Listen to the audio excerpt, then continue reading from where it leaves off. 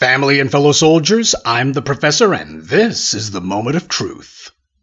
You know, it's just a fact that there's a lot of cowards out there who hate black people, but they would not dare lift a finger, much less their voice, at a black person unless they think it's a black person who they can catch unarmed or otherwise by surprise. This is why the terms white supremacist and anti-black racist are two separate terms. Some of the worst anti-black racists who will do the most to prove how much they hate black people aren't even classified as white. Take Eric Adams, the former NYPD thug and current mayor of New York, and Alvin Bragg, the so-called first black DA of Manhattan, for example. Recently in New York, you had a white Latino, Jose Alba, who worked in a bodega in Harlem, and he got into a heated argument with a black patron. Now, the black patron's boyfriend, Austin Simon, began arguing with Alba as well. Now, during the course of this argument, Alba picked up a knife and stabbed Mr. Simon to death.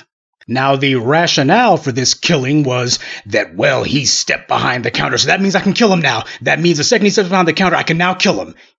That's what the rationale was. Alba was eventually arrested and charged, but the charges have now been dropped after not only a lot of opposition by other POC business owners, but also Officer Eric Adams of the NYPD, who occasionally moonlights as mayor. Now, the Rot, of all places, is catching the vapors about this. They simply cannot believe it. They're asking, is this how Mr. Adams is going to handle the situation when the police kill black peoples? Now, of course, as the bootlick media, obviously they're going to be clueless. That's why they're bootlicks. But for those of you who follow the black media, you already know I've kept you appraised of Adams before he even became mayor. And I told you this is exactly what you should expect from him. I chronicled how he was running for office, how the white media was just bigging him up, and they just loved all of his farts. And he chose a stop and frisk proponent to be police commissioner, and how Adams made it clear that when he says crime, he means black people. Now, when Adams was running for mayor of New York, he was confronted about what's he going to do to rein in the thugs in the NYPD for all these killings of black people.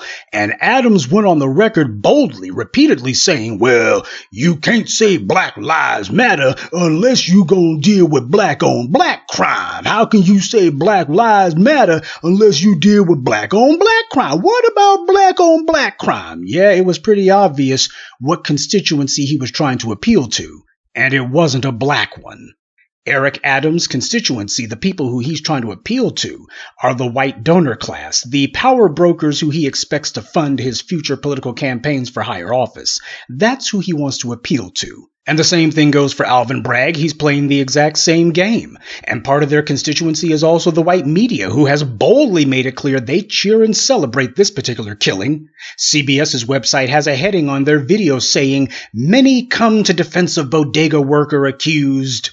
So they don't even act like this is something that needs to be investigated. They're not even making a pretense that, well, we need to look at all the facts here and weigh all the information. The white media wants to make it clear from the beginning that this is a good killing. Now, when another New Yorker, New York State, not New York City, John White, was accused of killing a white teenager a few years back, a white teenager who had attacked his son and then came to his house to attack his family, the white media didn't say anything even close to "many come to the defense of black father accused of," because the white media wants to make it clear black people have no justification to defend themselves. It is never justified when a black person defends themselves, especially if the person they have to defend themselves against is not black. It took a pardon from the governor from an innocent man, John White, to be let out of prison. He committed no crime. He did nothing wrong. He was standing on his own doggone front lawn defending his family against a thug who had already attacked his child and came to his house to threaten his family. And yet you didn't have any outrage. Nobody brings that up and says, we need to remember this for future reference. Nobody does that. And the Rot is also bent out of shape because, as they reported, a number of those POC bodega owners in the area, they were talking about how New York needs to institute some sort of stand your ground law, like a lot of those states down south have got. But of course, when they talk about stand your ground laws, that's supposed to be used as a rationale for a DA to say, well, we're not bringing any charges because you killed a black person. If you're black, ain't no such thing as stand your ground. That doesn't apply to you, and everybody knows that's exactly what this is.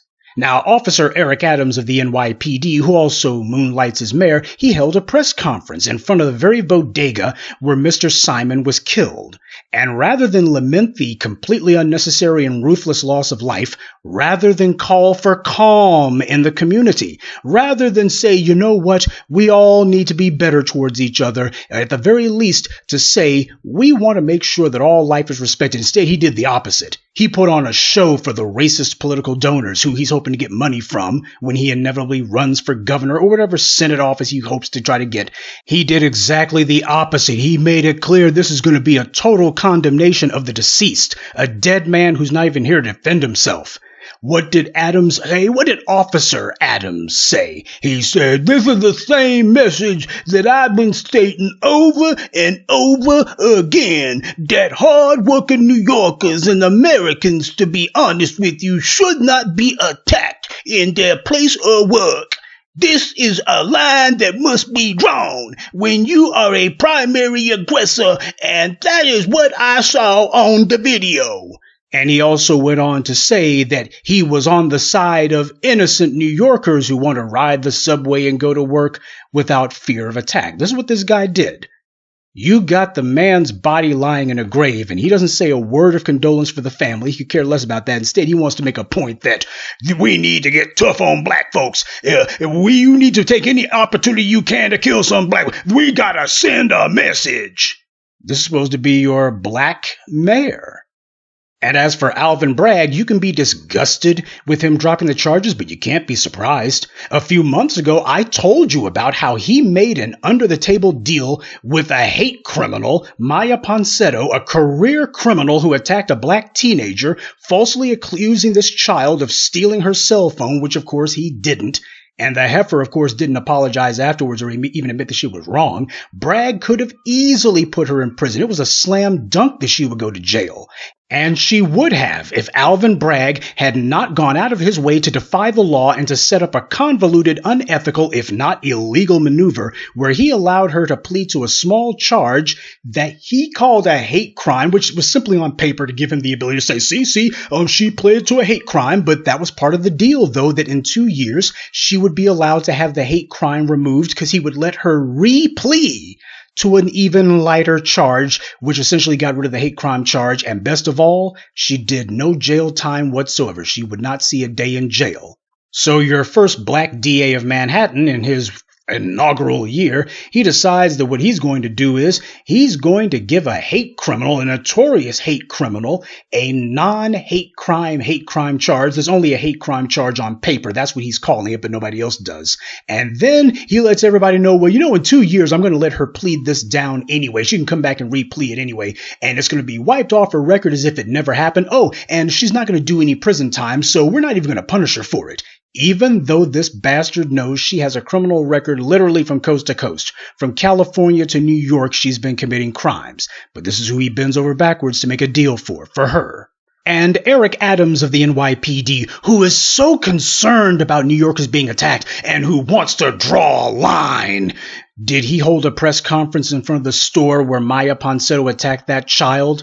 Did he hold a press conference in front of that store where Miya Ponsetto attacked that child and say, there is a line that must be drawn when you're the primary aggressor, and that's what we all saw in that video? Did he say that? Where was his concern about public safety then? Did he say a word about her being let off the hook? Did he prattle on about black New Yorkers needing to be safe in their workplaces or the places where they shop? Or was he silent? So it doesn't matter if a black person is the alleged aggressor, which has not been proven, by the way, in the case of Mr. Simon, or if a black person is clearly the victim of a violent attack. There's no circumstance under which either Alvin Bragg or Officer Eric Adams are willing to say, we got to go to the mat to make sure that black people's rights are protected. No, instead, it's always the opposite. There is no circumstance too egregious, no circumstance too outrageous, or too blatantly criminal for them to say that a black person's rights have been violated. And now you know why the New York Slimes was all hot and bothered to give Eric Adams their endorsement. This is why the white media loved that piece of dirt so much. This is why the New York Slimes and all the other white supremacist rags in NYC were so jolly in the behind to see him become mayor, because he had made the assurances to them, this is the kind of mayor that he would be, and this is the kind of mayor that they want. The same one. Oh, and by the way, did I mention that both Officer Eric Adams and Alvin Bragg are Democrats? Now, as for what the response should be, stores that practice killing black people should not be allowed to set up shop in our neighborhoods. Killers shouldn't be allowed to be in our neighborhoods. Black people have a right to be safe, even in someone else's place of business. And we also have a right for the law to be applied whenever we have been wronged. Adams and Bragg's actions are meant to encourage and promote the killings of black people.